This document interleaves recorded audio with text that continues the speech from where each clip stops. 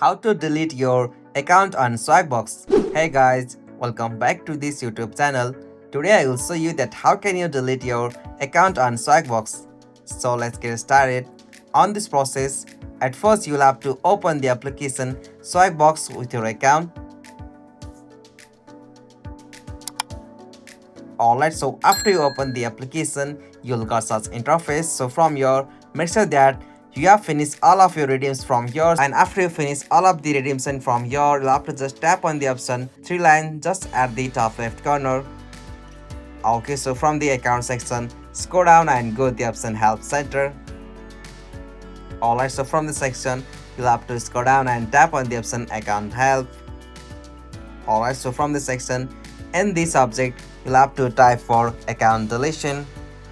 Alright, so after you type it, you'll have to scroll down and go to the options like how can we help you, and from this section you'll have to just explain your problem in briefly, like you don't want to use your Swagbucks account anymore. And after you mention your problem like you want to delete your account, you'll have to just tap on the option submit.